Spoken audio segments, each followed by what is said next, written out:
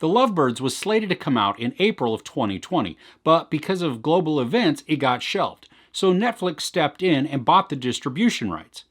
On the surface, this comedy looks a lot like Date Night, the movie with Steve Carell and Tina Fey. So is this just a rehash?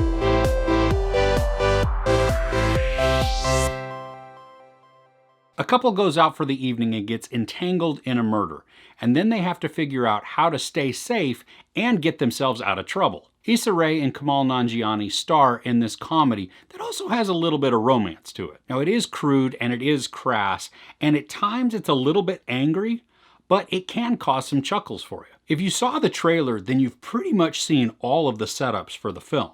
And that's unfortunate because it just leaves everything else to become sort of filler. Now, I really enjoyed Issa Rae's performance.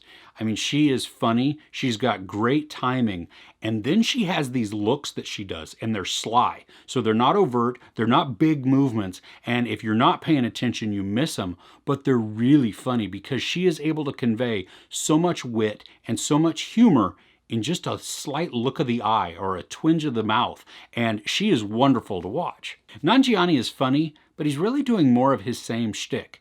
I mean, everything that I've seen him in kind of follows this same delivery and same tone and just everything about him, which is not to say that's bad, but it's just the same. I wanted to see something a little bit different. I wanted to see him break out of that exact same line delivery, especially in a comedy, and show me something new. Now, the premise of the movie is pretty simple, but it works. I mean, you have a couple who is put into a bad situation, and then things just kind of start to unravel from there, and they have to figure out how to make the best of it and how to succeed through that situation. And then you combine into the fact that they're having a little bit of relationship issues. There's some squabbles going on, and that just adds the complication, but also the funniness to it. Now, it is a quick watch, and it moves along pretty nicely, but I really appreciate the fact that as a couple, even though they're having difficulties, even though there may be some squabbles and them not seeing eye to eye, and then, of course, being put into a heightened situation, that's going to cause some tension between them also, but they're not an angry couple.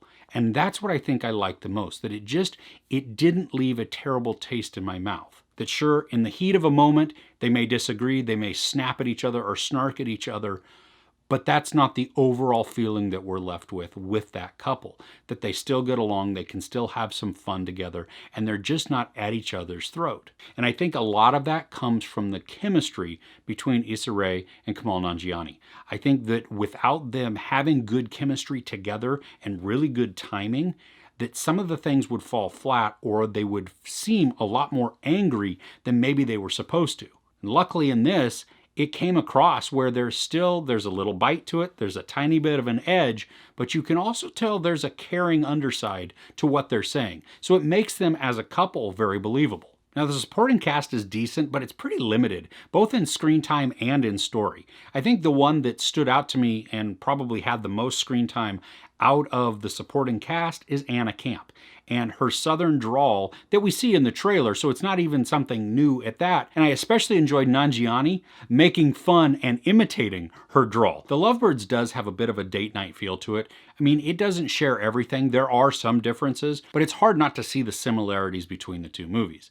Now, I don't see that totally as a negative because I really enjoyed Date Night when it came out. Now, this is a quick watch at a little under 90 minutes, and it's good for a casual, lighthearted watch. There isn't anything really surprising in the story, but it is cute and it should make you smile. There is sex, nudity, violence, and a whole lot of profanity.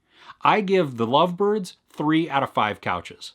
So what is the worst date you've ever been on? I mean, what made it so bad? If you want to share, let me know in the comments below. If you enjoyed this review, please give it a like. Also, don't forget to share and subscribe. I'm Chris. This is Movies and Munchies. Thanks for couching with me.